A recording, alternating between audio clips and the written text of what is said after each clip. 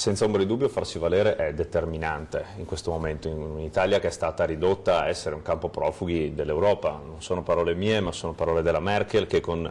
incredibile ritardo e colpevole ritardo è andata ad accorgersi o quantomeno a riconoscere uno status vessatorio che abbiamo dovuto vivere in questi anni, dove ci siamo trovati costretti a dover appunto capire chi faceva parte di quell'11% di profughi e chi invece doveva essere e deve essere rimpatriato, e ci siamo presi sulle spalle tutta l'Europa. L'ha riconosciuto la Spagna, l'ha riconosciuto la Francia, non l'ha riconosciuto la Francia, invece abbiamo visto le tensioni e le parole molto pesanti e spiacevoli di Macron e del suo portavoce, che addirittura ha detto atteggiamenti vomitevoli, cose del genere, pensando invece ai blocchi che hanno operato a Ventimiglia o all'invasione di campo di Bardonecchia, quando agenti francesi sono venuti in territorio italiano per andare a fare dei controlli, cose che non dovrebbero e non devono esistere in un'Europa unita, che è quella di cui tanto si fa portatore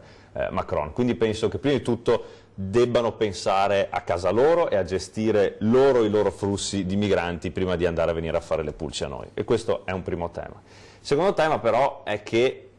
con altrettanto chiarezza bisogna portare avanti cose che sono già scritte, quindi una redistribuzione di quelli che sono i profughi, quindi noi abbiamo delle quote di cui si è parlato molte volte, di quel famoso 11%, persone che scappano dalla Siria, da zone di guerra, conflitti veri, che dovrebbero essere, dico dovrebbero, essere smistate tra i vari paesi europei. Sono stati firmati protocolli, sono state firmate delle intese tra i vari paesi nell'anno scorso in Comunità Europea, però ad oggi non sono ancora stati portati a compimento. Penso che prima di tutto il governo si stia muovendo in questa direzione e questa è la misura adatta per iniziare a togliere pressione sull'Italia.